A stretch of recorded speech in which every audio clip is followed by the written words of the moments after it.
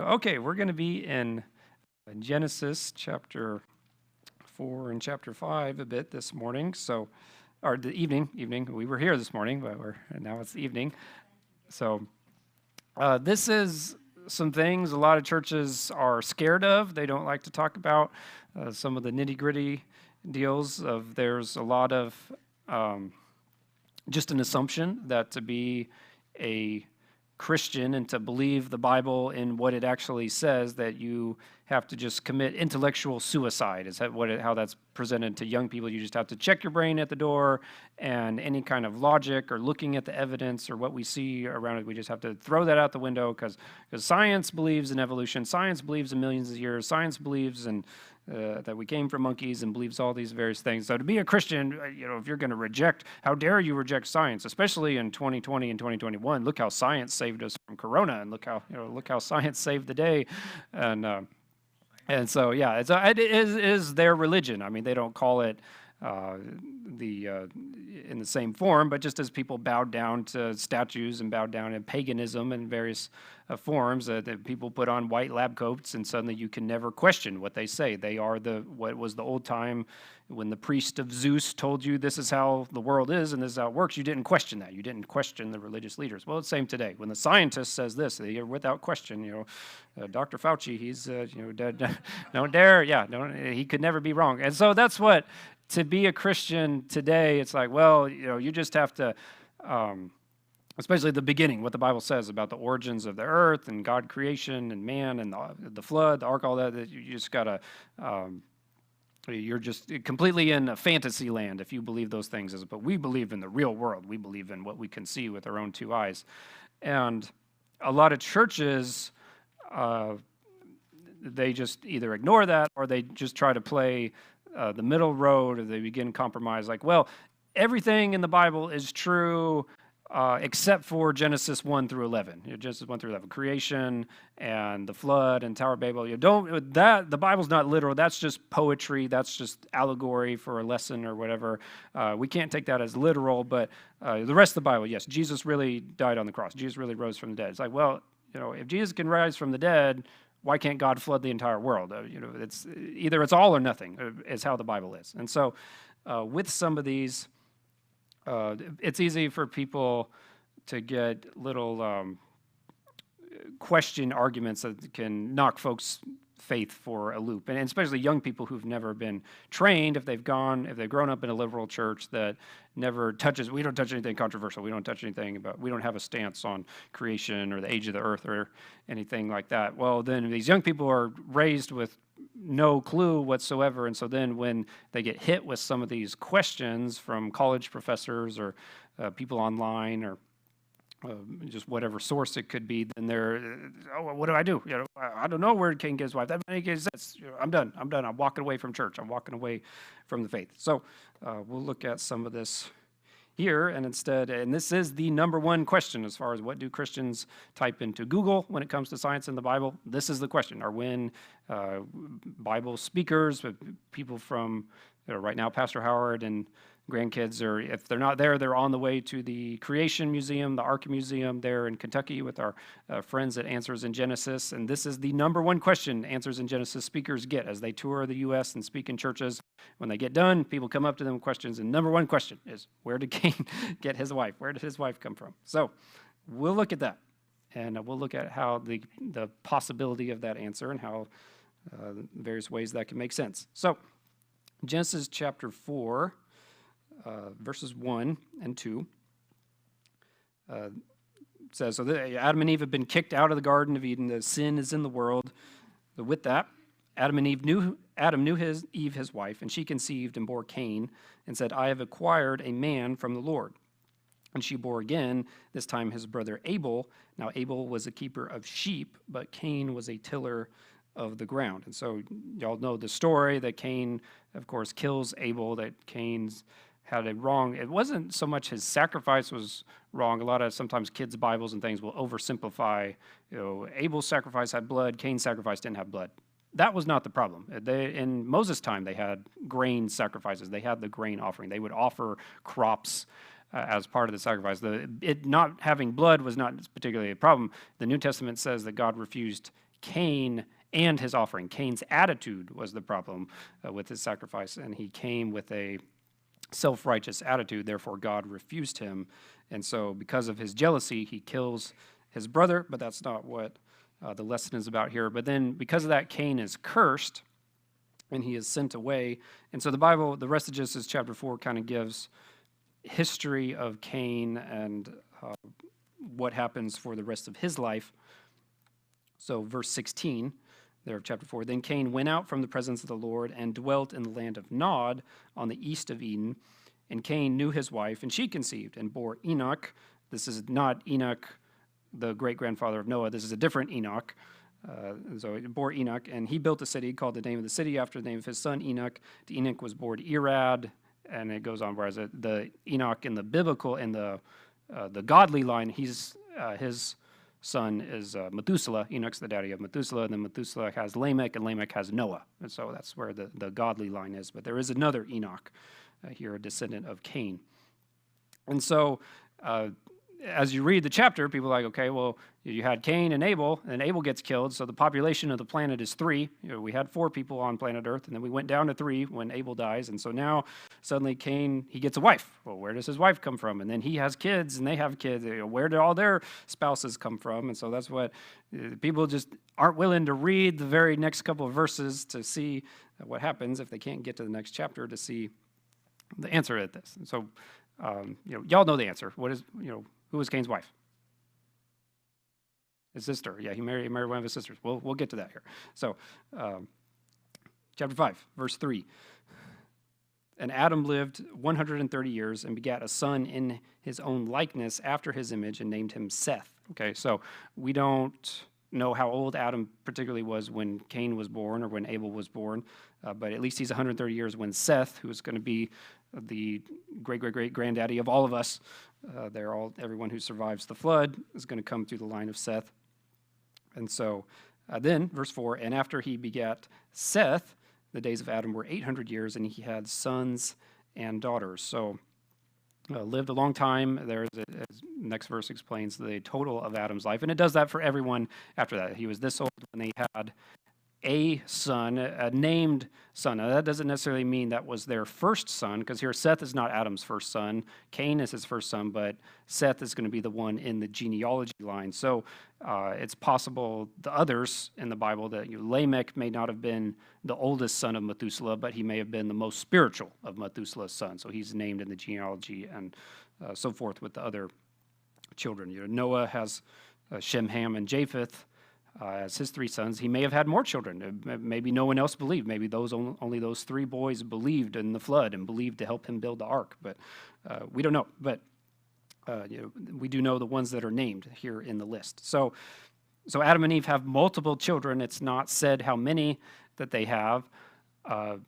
Next, I'll be at Teen Camp next week, but the week after that, when I go through here, we'll look at some of this. These long lifespans. How did people live to be 900 years before the flood? What changed after the flood, and why do people live shorter now? But with that, it seems the little bit of glimpses we get from the Bible, it seems to be that what to us is 10 years of life, for them was about 100 years of life. So, like a man in his 60s today is back then would be like a man in your 600s.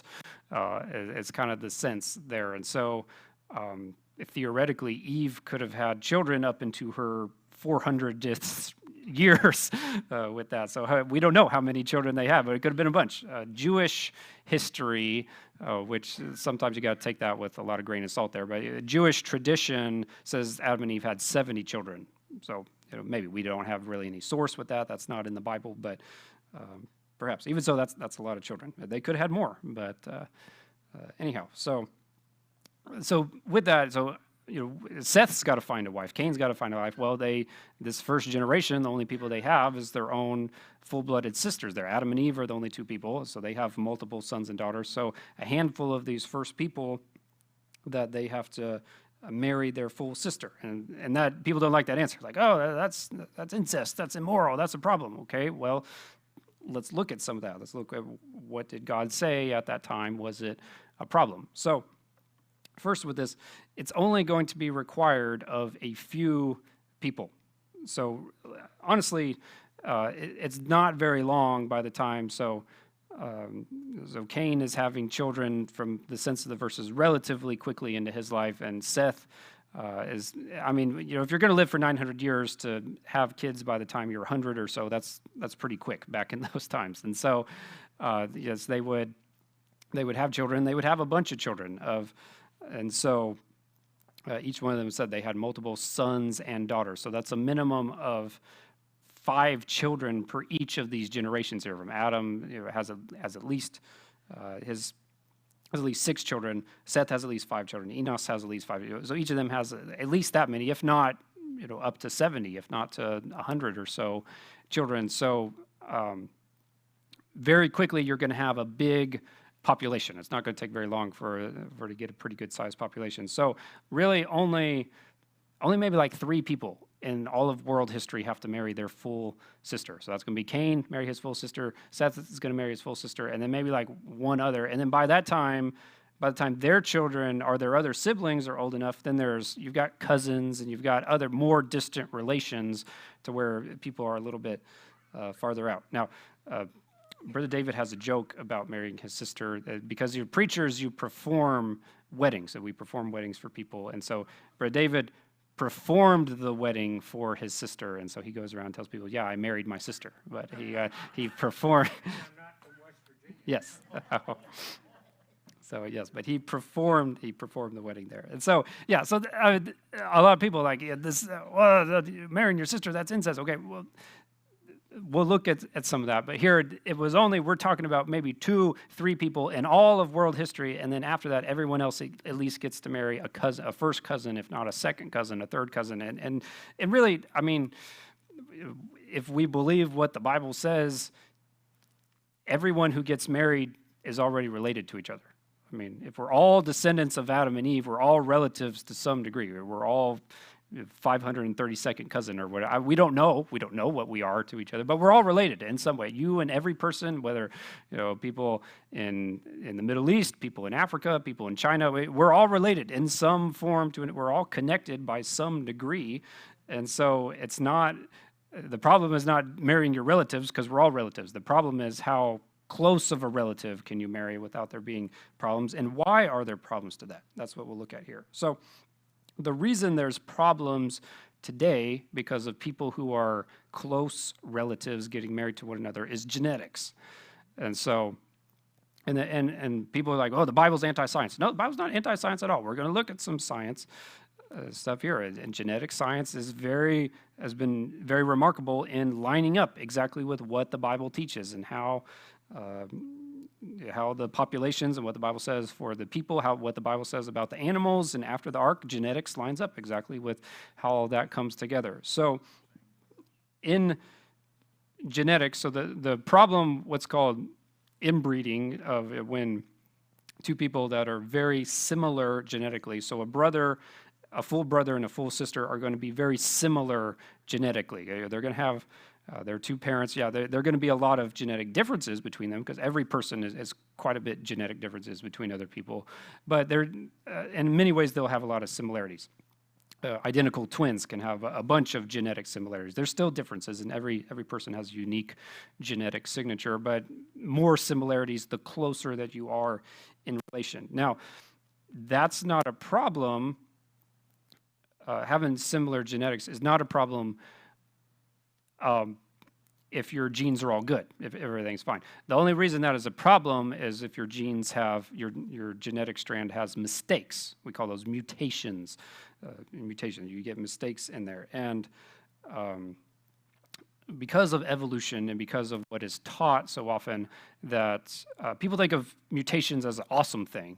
That evolution has to have mutations. You have to have millions of years for this bug had this mutation and it grew an extra leg here, and then had millions of years of this mutation and it grew this thing and it grew that thing. So mutations is what brought about monkeys to man or molecules to man. Mutations is such a good thing. No, mutations are bad. Mutations are a problem. And even pop culture, what are mutants in pop culture? They're superheroes. So Peter Parker gets bitten by a spider and he gets spider powers, and he can jump and he can web and he can do it. And that's what the X-Men are mutants. All these superheroes are mutants. Okay, well, but in reality, mutants are are problems. Having mutations are bad for you. Mutations, you don't live near as long usually. Genetic mutations, Down syndrome and various things, those are handicaps. Those are people that often have more challenges in life or will have what we would say is disabilities there. And so mutations is not what we want genetically. And so with what we know about genetics today, we have to ask ourselves, when God made Adam and he made Eve and he made both of them before sin, did Adam and Eve have any genetic mistakes? Did they have any mutations? No, they were perfect. They were both perfect genetically. So only after sin comes into play, when Adam and Eve eat of the fruit and sin comes in the world, then does sin, the whole universe gets cursed and things begin to decay, they begin to wear out, and therefore genetic mutations begin. But Adam and Eve are genetically perfect, and so they have their children after the fall, but they're just one fall. They're just a few years away from perfection. And so when they have their children, they had a sin nature, but they may not have had any genetic mistakes at that point, because really mutations come through offspring. They come through producing the next generation. And so so they may not have had any themselves. And we get mutations through lots of various ways, most of it through the sun, the radiation. As nice as it is to have the sun and to be warm, when you get sunburns and you get things, that's going through the rest of you as well. It's not just on your skin. It's all the gamma rays and beta rays and stuff from the sun that messes up with our genes. And so people get mutations there as chunks of their DNA gets ripped out from the radiation from the sun. And so we get some problems there.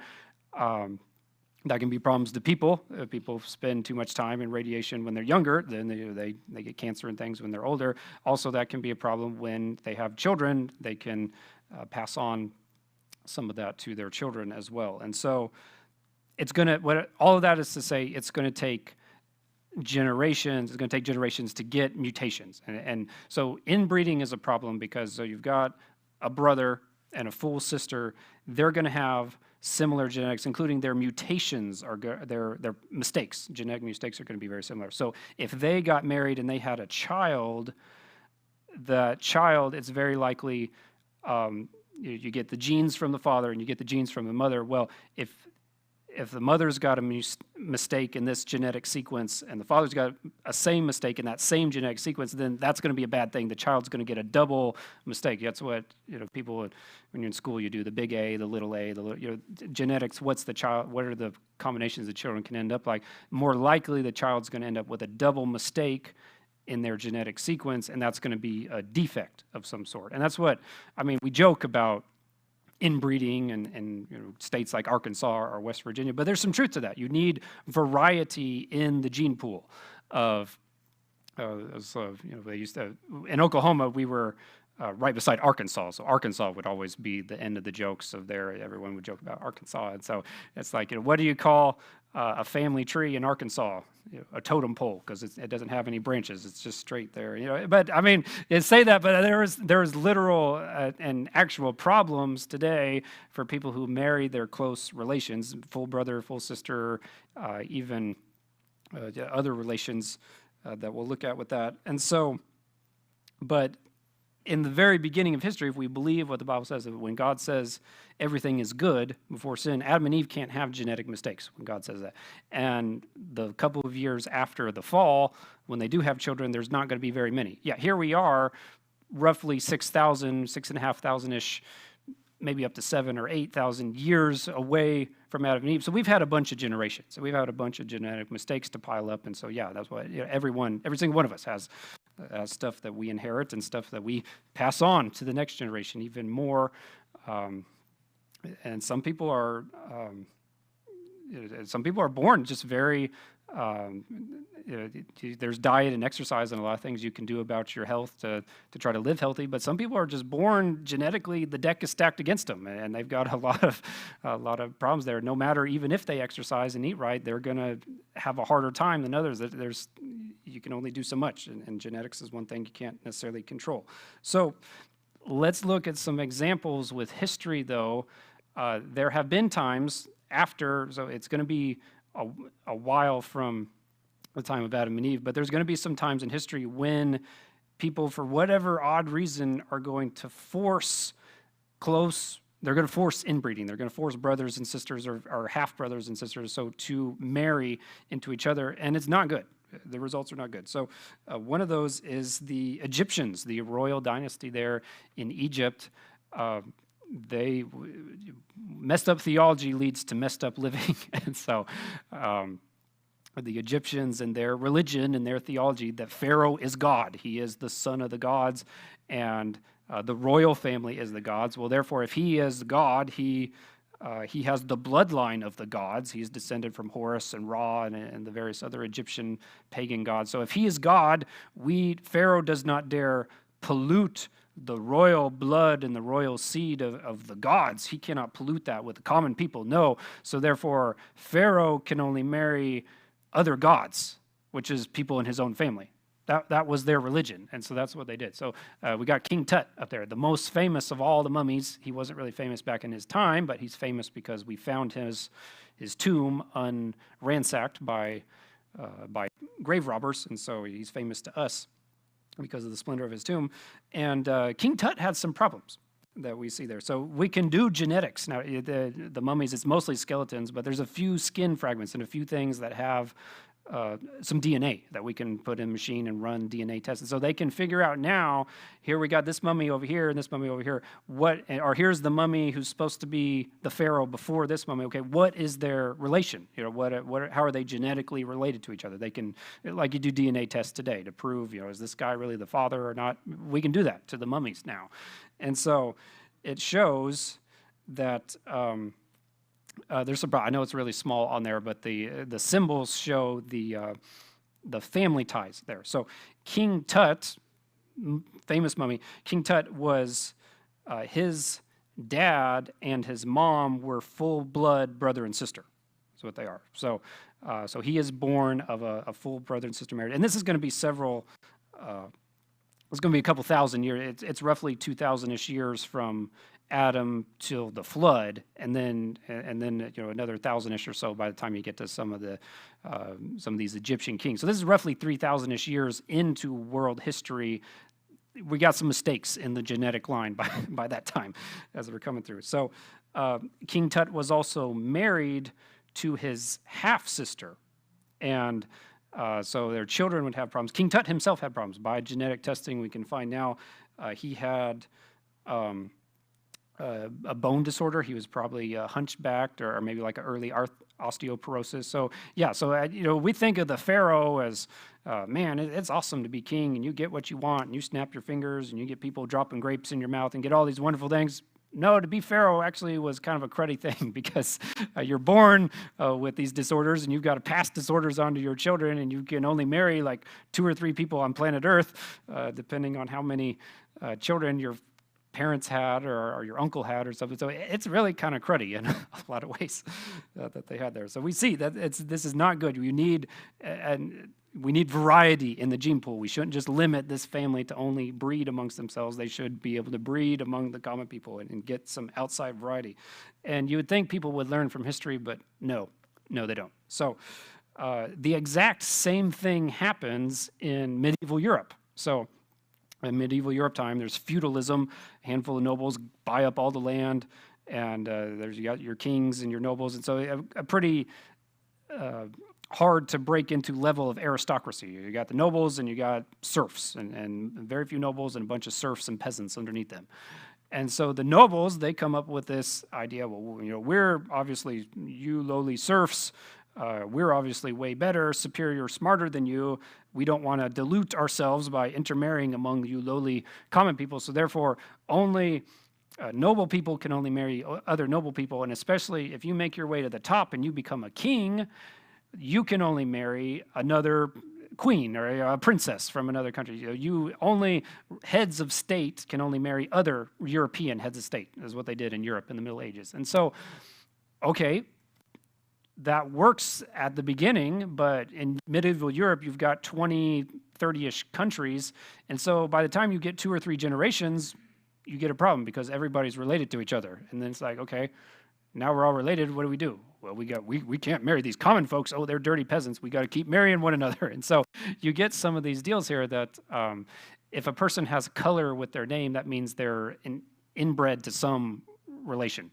And whether half brother, half sister, or if someone married their aunt or something closer relation than we would be comfortable with. And so if they've got a color, and the darker the color is, the more level of inbreeding. And so this chart here shows Charles II of Spain there at the bottom. He's inbred 5 different ways is how his family is there. This cousin or this half brother married this half sister, and so he's got 5 different levels of inbreeding, and he's going to be born genetically with the deck stacked against him quite a bit there. So multiple problems, and we see that with also later in the 1800s, even not all that long ago. This is the family tree of Queen Victoria, that she had, because you just breed amongst each other when you get genetic problems. If you had outside genetic material, outside people fresh, some depth to the gene pool, we would say that it's going to fix those problems. But if you just keep inbreeding, it's going to focus those problems and focus those mutations. So Queen Victoria was a carrier for what we call today hemophilia, which is your blood does not clot. So normally you get a cut, you're going to bleed a little bit, and then it's going to coagulate, and it's going to stop there. God put that in there so we wouldn't die. Well, Queen Victoria didn't suffer from this, but she was a genetic carrier of the gene that messes up, where the gene your body needs for your blood to clot. And so she passed that on to several of her children. Their Alice, Leopold, and Beatrice were all carriers or suffered from it. Normally, people with that condition are going to die as a kid, because you're just being a kid. Normally, you're going to fall, scrape up, and something's going to happen. If your blood doesn't clot, you're going to bleed to death, and you're going to die as a kid. But because they were royalty, they had all these people around them and all these guards, and so Leopold and some of them were able to live into adulthood. What would normally have died if they'd have lived a normal, rough and tumble life, they survive into adulthood because they're royalty. And not only that, but they go get married to people they're already related to in the European aristocracy, and so they pass that on. So everyone who's got a shaded-in box, that means they suffered from hemophilia. And so every country in Europe, the Russian royal family in the 1800s, because Victoria and Albert have a bunch of kids, and so that you got to marry them off to others. So every country gets a descendant of Victoria and Albert. And so the Russian royal family and the German royal family and the Spanish royal family, all of them, this just spreads out. And so the hemophilia is called royal's disease today because it was prominent there in the royal family. It's still a thing. Some people have it today, but it's very rare because all the stars have to line up genetically for you to get it. But being just the hard-headedness that the royal families were in Victorian times, with this idea that inbreeding is bad. That's why I'm showing that there. Inbreeding is bad because of mutations, and when you do inbreeding, this is the messed up stuff that you end up with. So let's look at what does the Bible say with some of this. So the Bible does have some limits on how close a person can get married to one of their relatives. That's going to come in the time of Moses. So this is going to be still 3,400-ish years after the time of Adam, approximately. So this is going to be from us to Adam and Eve, about halfway point in world history is when the law of Moses is going to be given. So before that, some of these closer relationships weren't really a problem because we don't have many genetic mistakes. So Seth can marry one of his full-blood sisters because they're just one generation away from genetic perfection. So their kids are not going to be a problem. And we can see that because we're all the descendants of them. And same thing, Cain can marry a full-blood sister. And then soon you get enough people, you get cousins, and you get a little bit variety and a little bit distance in the relations anyways. So what are some of the things, though, in the law of Moses? So in Leviticus 18, when God gives the Torah to Moses, he puts some limits here. Okay, this person is not allowed to marry a person this close here. So what does he say? Verse 6, none of you shall approach anyone who is near of kin to him to uncover his nakedness. I am the Lord. So God, these are what we call the incest laws. You can't marry someone in close family proximity to you because there's going to be problems. So God knew that. God knew we were in a world of sin. He knew that by this time we've got enough genetic mistakes that people don't need to marry people that are close to them because there will be problems for their children. So What does he say? Verse 9 it says, the nakedness of your sister, the daughter of your father, or the daughter of your mother, whether born at home or elsewhere, their nakedness you shall not uncover. So, full brother and full sister to marry each other is not okay in the law of Moses. And is okay back in the beginning of world history for Seth and like 2 or 3 other people to do. It was okay back then because they don't have any genetic mistakes. By the time we get to Moses, we've got enough genetic mistakes. God says, okay, let's not do this. Plus, by that time, you get social things where like, okay, yeah, that's weird. Obviously, it's weird to us. And so he put some of this in here. Now, if we look, I know it's a little bit small, but in the family tree of the patriarchs, Moses is going to get the law of Moses. He's going to get that 400-ish years after Abraham. And so, because God tells Abraham, your descendants are going to be in bondage in Egypt for 400 years, and then they're going to be freed. And so we got to rewind the clock from Moses about 400 years to get to the time of Abraham. Abraham and the patriarchs, their relationships were in violation of some of the laws that Moses has given. However, they were 400 years before it. So God doesn't chew Abraham out for this or that because it wasn't against God's law, because this particular law had not been given yet. And probably the gene pool, at least 400 years, may have still been okay for that. So in the chart, Abraham marries, or he's Abram at first, and he marries Sarai, and then later they become Abraham and Sarah. Abram and Sarai are half-brother and sister. So Abraham's dad, Terah, has Abraham, and he has the other Abraham siblings, of which Lot is a son of one of the siblings, and others on there. And so Abraham and Sarah are, Terah is the dad of both of them, but they had different moms. So Abraham and Sarah as half brother and sister. And that's what Abraham uses when they go to Egypt, and he doesn't want the Egyptians to kill him and take his wife to put it in Pharaoh's harem. And I guess if your legitimate wife is your sister, you're going to want a harem or whatever. I mean, that's what the Pharaohs, that's as messed up as their culture was. But anyways, bad religion for the Egyptians. So Abraham doesn't want that to happen, so he comes up with this lie. Well, don't say that you're my wife, say that you're my sister. Well, technically that's half true. I mean, it was a lie. He shouldn't have done that. He should have just said she's my wife, because that was the relation. But she was actually his half sister, so he was half telling the truth, but half the truth is still a lie. And his son Isaac repeats that same mistake, telling Rebekah, say that you're my sister, when Rebekah and Isaac were cousins before they got married. So they weren't even halfway there. But anyway, so Abraham is half brother and half sister with Sarah. That would not be allowed by the time of Moses. But Abraham lives 400 years before Moses, so that's not exactly a problem here when it was given. And we'll also look at, what else does it say? Leviticus 18, down in verse 12. He says, you shall not uncover the nakedness. That just means marry. Get married to your father's sister. She is near of kin to your father. So uncles and aunts, for a person to marry either their uncle or aunt, that's forbidden. And then we see that verse 18, nor shall you take a woman as rival to her sister to uncover the nakedness while the other is alive.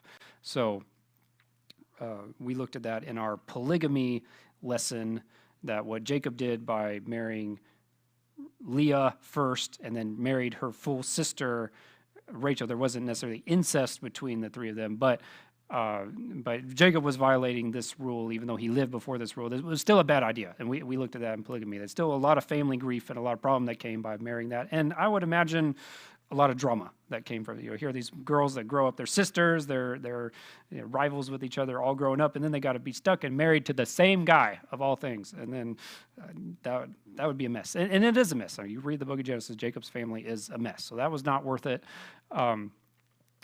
Though the Bible has nothing wrong with a man marrying his sister-in-law after his first wife dies. That happened in history. That happened even up until the American West. You've got a guy, he has marries like the oldest daughter of a family, has a couple kids, and then she very commonly in history dies in childbirth, maybe with their third child. And so by that time, she's had a younger sister who's grown up a bit. The kids already know her as the aunt or whatever, so they might get married. It's better for the kids, better. Maybe her personality is somewhat similar to her sister. So that happened. That was common in history. And so the Bible doesn't have a problem with that if the first wife is dead, but if she's alive, then that's a big no-no there. But verse 12, back with that. So aunt, marrying either an aunt or an uncle, that is forbidden. The Bible never forbids, you can read all of Leviticus 18, the Bible never forbids marrying of any kind of cousins to any level. So now, we'll look at this in a second. It is forbidden in the United States, in our law, but the Bible never forbids that. In fact, it's actually in Bible times and in Middle Eastern countries today, it is kind of desirous. So we see in the Bible, Abraham and Sarah are half brother and sister. Abraham doesn't want Isaac to marry any of these pagan girls around them, any Moabites, or he doesn't want them. Don't take a son from my wife of these idol-worshiping girls, he tells to his servants. And so his servant, Abraham's servant, goes back and finds Rebekah, who is a first cousin to Isaac, but also not only was she a first cousin, but they worship Jehovah. They worship the true God. That was the main reason. So Isaac and Rebekah are first cousins. They get married. They have Jacob and Esau. Esau dishonors his parents and goes and marries a bunch of pagan girls and has a bunch of kids, has polygamy and has a bunch of unbelievers for his wives and for his children. Jacob wants to honor his parents, and so he wants to marry a girl who's a believer. Well, the ones he can find are, again, his cousins. Rachel is his cousin. Leah is his cousin. So he marries two of his cousins and then has children there. So there's nothing wrong with the person marrying their cousin in the Bible. In fact, it was actually kind of desired because we looked at this in the year of Jubilee. You keep the land in the family. You want to keep your farm. If the oldest son's going to inherit the land, we want to keep that in the family. And if you're at this time, Abraham's time, there's a very small population of people who believe in the true God. You got Abraham and maybe a dozen other relatives. So if you're going to find a wife for your son who believes in Jehovah, it's a short list. It's a really short list. So marrying your cousin is okay, and it's never forbidden. In fact, if we look at the planet Earth today, this is today, if an area is blue, it is legal to marry your cousin there. If an area is red, it is illegal to marry your cousin. So we see it's you're on the same world. Now, to us in the United States, we're like, oh, you're marrying a cousin. That's weird. That's icky. That's okay. And I'm not saying that's recommended. I'm not. When I was a youth pastor, I didn't tell kids, go date your cousin or something. That's not. I wasn't recommending that to anybody. But what we think of as weird and taboo and socially unacceptable in the United States, you can go to another part of planet Earth today, and it is not looked or frowned upon whatsoever. In fact, in the darkest blue there is the Middle East today, Saudi Arabia and that area where the land of Israel, where the Bible events happened. In some of these, it's part of a Middle Eastern culture, so it's not even just Islam, but just part of how the Middle East works, which the Bible was in Middle Eastern culture there. Some of that, it's still done today, up to, what is it? I've got it written down here. Okay, so on planet Earth, 10% of weddings that happened this year, and 10% of weddings that happened last year are between first cousins on planet Earth. So, I mean, that to us in America, we're just like, okay.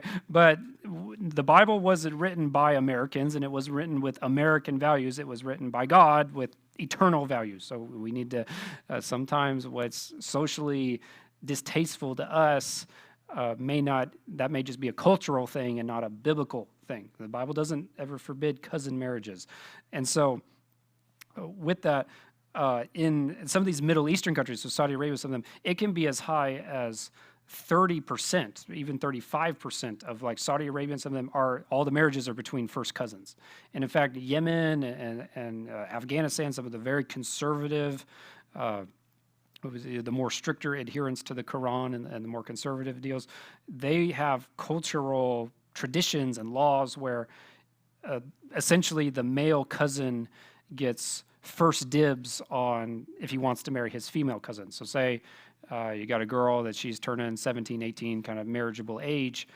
Um, she wants to get married. If she has a boyfriend from school or something, she can't marry him until her oldest male cousin says, yeah, I don't want to marry her. Go ahead. She can marry her boyfriend. That's how it is in those countries. And in fact, is even such extreme examples where her boyfriend, who's not related to her, could have proposed to her. They could have set the date for the wedding, and she can be on the way to the marriage ceremony. She can be on the way to the mosque to marry her boyfriend she's not related to, and her oldest male cousin can swoop in and grab her and take her off to the justice of the peace, the imam or whatever they have there, and marry her, and that is considered legal in those countries. I'm not saying that's right. I'm not saying that's how it should be, but that's how the world functions. There's other parts of the United States and other cultures away from us, and so what is icky and ew to us is desired. In some parts of the world, they want them to marry their cousin. They want to keep things closer in the family.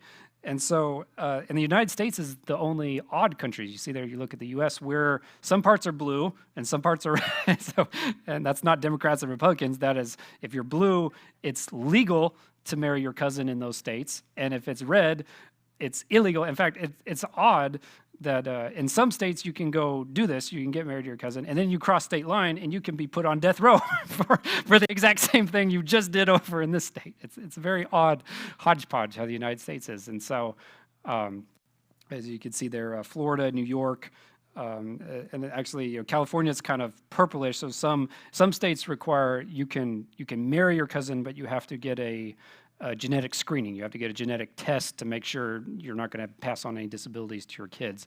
There and cousins are a complex deal because cousins from your mom are genetically different from cousins from your dad's side, and their genetics pass on a little odd there. So just because someone is your cousin, there can be a wide variety in that term, and so.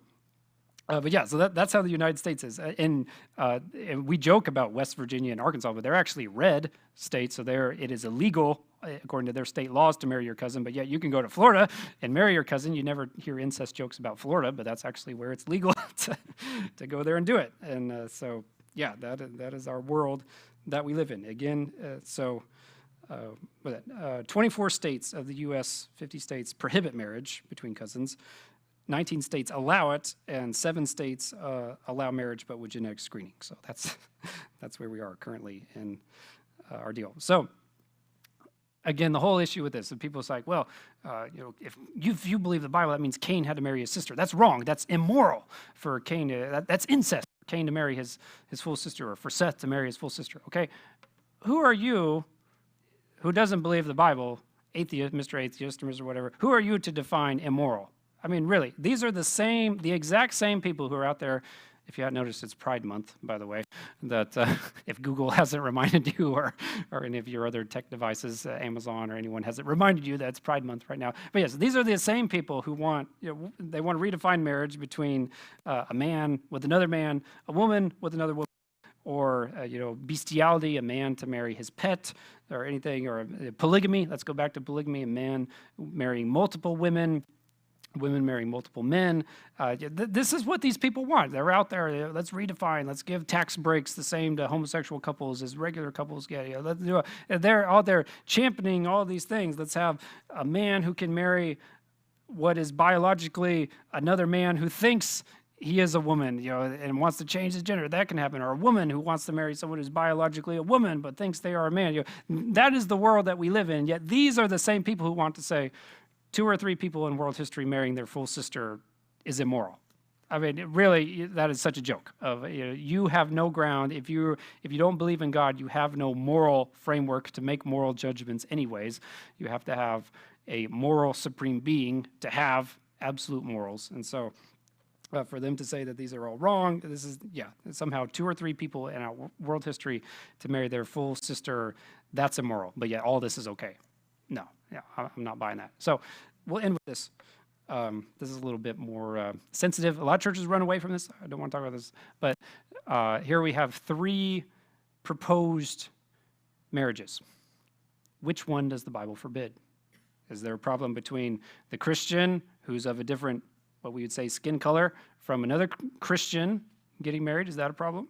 Is there a problem between two non-Christians getting married, or is there a problem between a non-Christian and Christian getting married? There's only one of those the Bible forbids, and that is the non-Christian and the Christian getting married. There's no biblical forbidding of people from different skin colors getting married, people from different cultures, different languages getting married. That's not forbidden. What does the Bible forbid? 2 Corinthians chapter 6, verse 14. Do not be unequally yoked together with unbelievers. For what fellowship has righteousness with lawlessness, and what communion has light with darkness? And so we've got the Old Testament, the incest laws, and then in the New Testament, the only thing given prohibiting any kind of marriage is this one.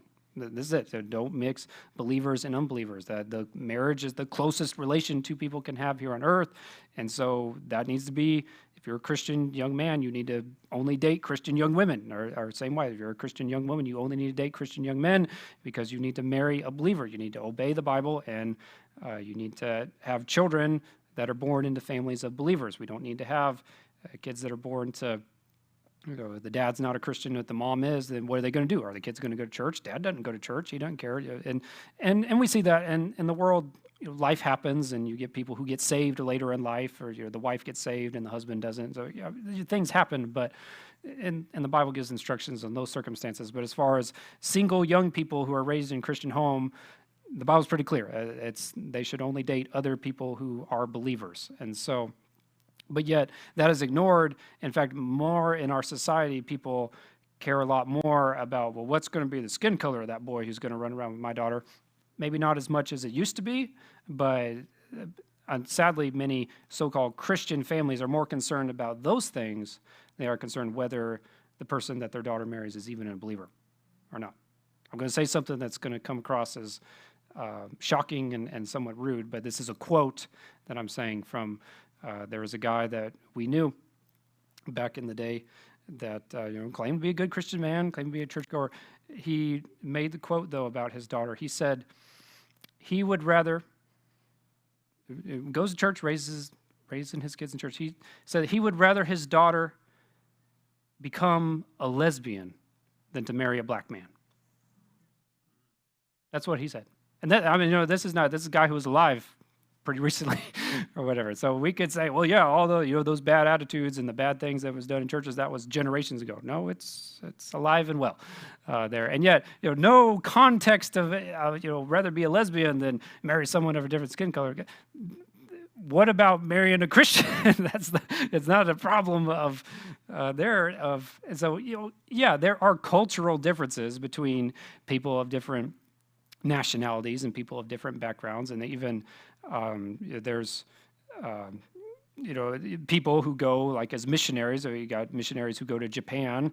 Maybe a young man goes to Japan, or maybe his parents are missionaries there in Japan. He's an American, his family's American, but he, while he's there, grows up there. Maybe he wants to marry a Japanese girl in the church, a Japanese girl that they've won to the Lord. Okay, that's fine as long as they're both believers. The Bible doesn't have any prohibition of that. However, that kind of marriage, there's going to be some cultural clashes there because she was raised in a completely different culture than he is. So there's going to be some miscommunication that's going to happen on there, and there's going to be just different values. That means it's okay, but they're just going to have to work a little bit harder.